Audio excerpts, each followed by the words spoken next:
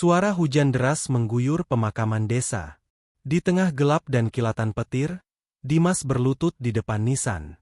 Tubuhnya gemetar, air mata bercampur dengan air hujan. Dari arah pohon Kamboja terdengar suara lirih. "Mas, jangan tinggalkan aku." Petir menyambar, menerangi sesosok bayangan. Wajah pucat penuh luka, namun dengan tatapan mata penuh rindu. Itu adalah Alia, adiknya yang sudah lama meninggal. Dimas menjerit memanggil namanya. Namun sosok itu hanya tersenyum tipis, sebelum perlahan menghilang dalam cahaya putih. Assalamualaikum warahmatullahi wabarakatuh. Selamat datang di channel ini. Jangan lupa untuk subscribe, like, dan tinggalkan komentar agar cerita seperti ini bisa terus hadir untuk kalian semua. Sebelum kita mulai, saya ingin bertanya kepada kalian. Mengapa kita harus mendengarkan kisah ini sampai akhir? Apakah karena kisah ini sekadar cerita horor, atau justru menyimpan pesan yang bisa mengubah cara kita memandang kehidupan? Malam itu suasana desa begitu lengang. Hanya suara jangkrik dan tiupan angin malam yang terdengar di sepanjang jalan kecil dekat pemakaman. Dimas baru saja tiba dari kota. Setelah bertahun-tahun merantau, ia akhirnya pulang ke kampung halamannya. Jalannya sedikit goyah karena rasa lelah setelah menempuh perjalanan panjang. Ketika melewati pemakaman, tiba-tiba bulu kuduknya berdiri. Udara malam yang biasanya sejuk terasa begitu dingin, menusuk hingga ke tulang. Dari balik pepohonan Kamboja, terdengar suara lirih. Suara itu berbisik samar, namun jelas menyebut namanya. "Mas Dimas, pulanglah, pulanglah." Langkah Dimas terhenti. Matanya menatap ke arah gelap pekat di antara nisan-nisan tua. Jantungnya berdegup kencang. Ia mengenali suara itu. Suara yang sejak lama ia rindukan. Suara adiknya, Alia, yang sudah 2 tahun meninggal karena kecelakaan. Dimas tercekat. Ingatannya melayang pada malam terakhir sebelum ia berangkat ke kota. Malam di mana ia dan Alia bertengkar hebat. Sejak saat itu, rasa bersalah selalu menghantuinya. Dan kini, seolah arwah Alia memanggilnya kembali. Di tengah sunyi, bisikan itu terdengar lagi. "Mas Dimas, jangan tinggalkan aku."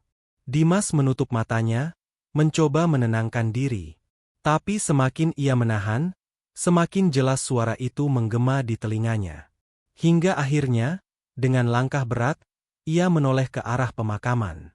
Dan di sanalah, samar-samar ia melihat sebuah bayangan putih berdiri di dekat nisan Alia. Dimas berdiri terpaku. Angin malam tiba-tiba berhenti berhembus.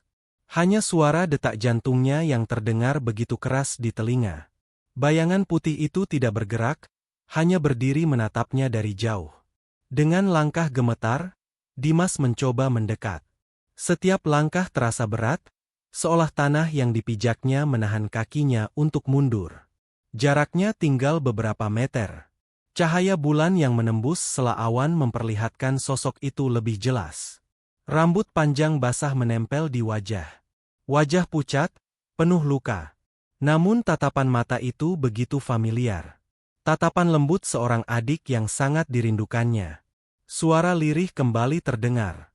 "Mas Dimas, aku kedinginan." Dimas terperanjat. Tubuhnya bergetar hebat. Suara itu bukan datang dari pikirannya. Suara itu nyata. Ia melangkah semakin dekat, namun tiba-tiba angin kencang bertiup dari arah makam. Ranting pohon Kamboja berderak, daun-daun kering berjatuhan. Aroma melati menyeruak, harum menusuk yang membuat bulu kuduknya makin berdiri. Dimas menutup hidung dan mulutnya. Hatinya berperang antara rasa takut dan kerinduan. Ingatannya kembali pada Alia. Malam sebelum ia merantau, Alia berusaha menghentikannya. Ia ingin agar Dimas tetap di rumah, menjaga orang tua mereka yang sedang sakit. Tetapi Dimas menolak keras. Kata-kata kasar terlontar. Wajah Alia saat itu penuh luka batin. Ia menangis. Dan Dimas pergi tanpa menoleh lagi. Kini, rasa bersalah itu menghantam lebih kuat. Ia ingin meminta maaf. Ingin memeluk adiknya sekali saja. Tapi bagaimana bisa? Alia sudah 2 tahun dikubur di bawah nisan ini. Di tengah pikiran itu, tiba-tiba sosok putih itu melangkah maju. Perlahan namun pasti. Semakin dekat, semakin jelas bentuk wajahnya. Dimas memundurkan langkah. Suara lirih itu kembali terdengar, kini lebih dekat di telinganya. "Mas, jangan tinggalkan aku sendirian di sini." Dimas menjerit, tubuhnya lemas, dan lututnya hampir ambruk di tanah. Di hadapannya, sosok Alia berdiri, tersenyum samar. Matanya berkaca-kaca, seolah ingin mengatakan sesuatu yang belum sempat terucap ketika masih hidup. Malam itu Dimas pulang dengan langkah gontai. Bayangan yang ia lihat di pemakaman masih membekas jelas di kepalanya. Wajah pucat Alia dengan tatapan sendu itu terus menghantui pikirannya. Setiap kali ia memejamkan mata, suara lirih itu kembali terngiang. "Mas, jangan tinggalkan aku." Sesampainya di rumah, suasana begitu hening. Hanya suara detak jam dinding yang terdengar. Orang tuanya sudah lama tidur. Dimas mencoba menenangkan diri. Ia menuangkan segelas air dan duduk di ruang tamu. Namun rasa gelisah tak juga reda. Tiba-tiba terdengar suara ketukan pelan dari kamar Alia. Kamar itu sudah lama dikunci sejak kepergiannya. Dimas terperanjat. Ia mendekat dengan hati-hati. Ketukan itu terdengar lagi, kali ini disertai suara tangisan lirih dari balik pintu. Suara yang begitu familiar, suara Alia. "Mas, bukalah pintu. Aku ingin bicara." Dimas berdiri kaku. Tangannya gemetar ketika hendak meraih gagang pintu. Namun sebelum ia sempat membukanya, suara itu berubah menjadi bisikan yang memenuhi seluruh ruangan. Bisikan itu bergema di telinganya, membuat bulu kuduknya berdiri. "Mas, aku di sini. Aku tidak bisa pergi tanpa maafmu." Dimas mundur beberapa langkah. Dadanya sesak. Air mata menetes tanpa sadar. Ia teringat ucapan terakhirnya pada Alia sebelum pergi merantau. Kata-kata yang penuh amarah, yang kini terasa seperti duri menusuk hatinya. Ketika Dimas berusaha menenangkan diri, lampu ruang tamu tiba-tiba padam. Hanya cahaya bulan dari jendela yang sedikit menerangi. Dalam kegelapan itu, Dimas melihat sesuatu. Dari sela pintu kamar Alia, muncul bayangan samar. Bayangan seorang perempuan kecil, rambut panjang terurai, berdiri menatap ke arahnya. Bayangan itu tidak bergerak. Namun matanya yang kosong seolah menembus jiwa Dimas. Bayangan di balik pintu kamar Alia semakin jelas. Dimas menahan napas. Jantungnya berdetak begitu cepat, seakan hendak pecah dari dada. Suasana rumah yang biasanya hangat kini berubah mencekam. Tiba-tiba pintu kamar berderit terbuka perlahan. Udara dingin merayap keluar dari dalam kamar. Aroma melati kembali menyengat, sama persis seperti yang ia cium di pemakaman. Dan di dalam kamar, Dimas melihat sosok Alia berdiri di samping ranjangnya yang lama. Tubuhnya pucat, pakaian yang ia kenakan penuh noda darah, wajahnya masih menyisakan luka dari kecelakaan. Namun tatapan matanya bukanlah tatapan marah. Justru tatapan itu penuh kesedihan.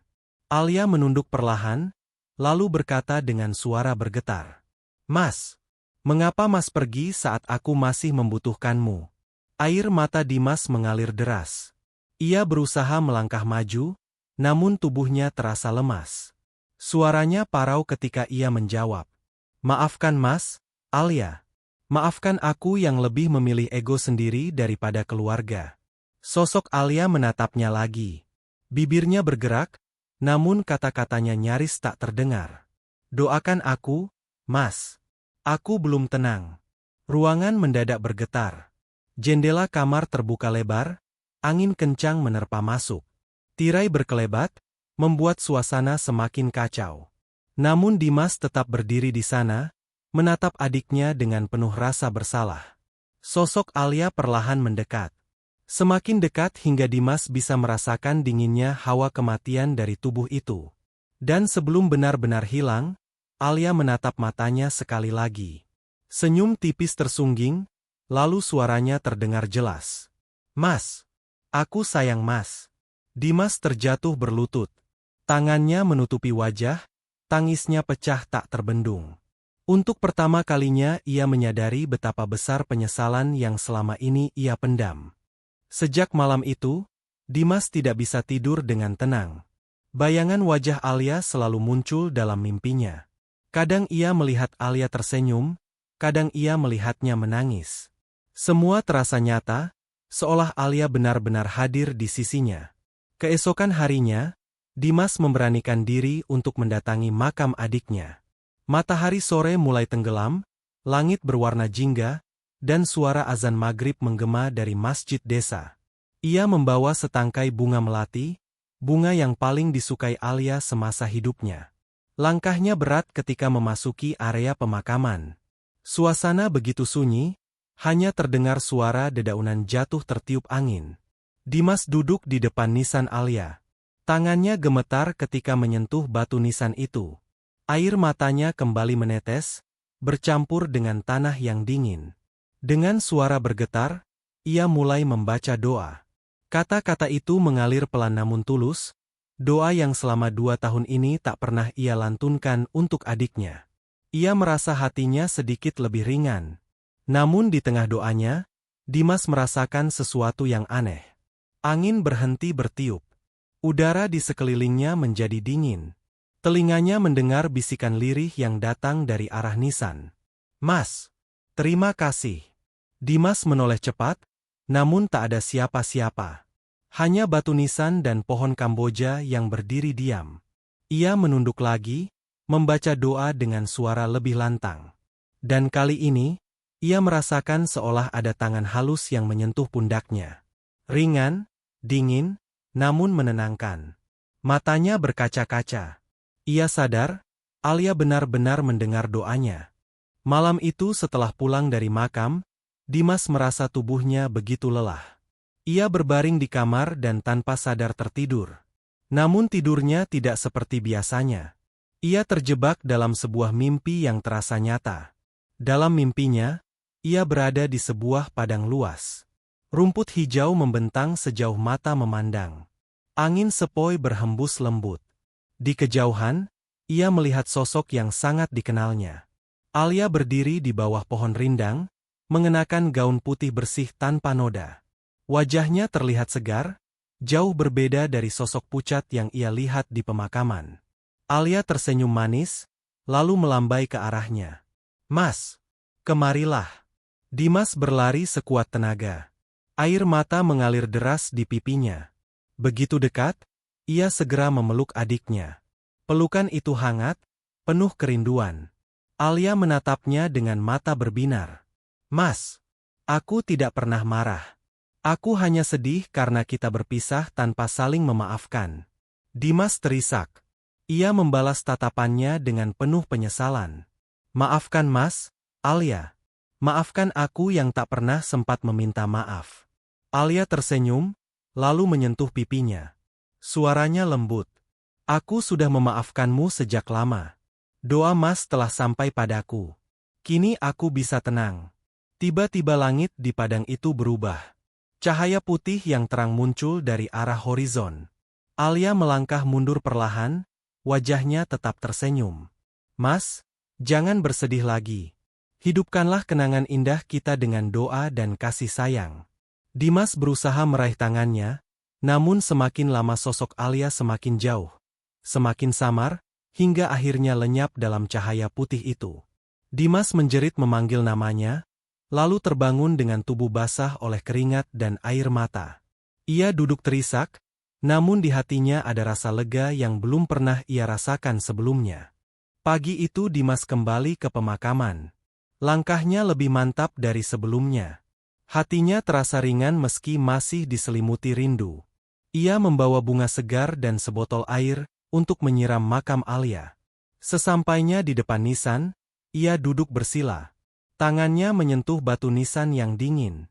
Ia menunduk dan kembali melantunkan doa, kali ini dengan penuh ketulusan. Tidak ada lagi rasa takut, tidak ada lagi rasa bersalah yang menghantui. Di tengah doa itu, sesuatu yang tak terduga terjadi. Cahaya lembut turun menimpa makam Alia. Angin bertiup pelan, membawa aroma wangi melati yang menenangkan. Dimas membuka mata, dan sejenak ia melihat sosok Alia berdiri di samping Nisan. Tersenyum indah, wajahnya bercahaya. Alia tidak berkata apa-apa. Ia hanya menatap Dimas dengan mata penuh kasih. Lalu mengangkat tangan seolah mengucapkan salam perpisahan. Perlahan sosok itu memudar, menyatu dengan cahaya hingga lenyap tanpa jejak. Air mata Dimas kembali menetes. Namun kali ini bukan air mata duka, melainkan kelegaan. Ia tahu Alia sudah tenang, dan ia yakin doa-doanya telah sampai. Dimas berdiri, menatap langit biru yang cerah.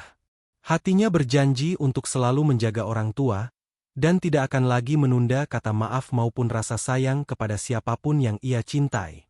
Dengan langkah mantap, ia meninggalkan pemakaman, membawa serta ketenangan yang selama ini ia cari.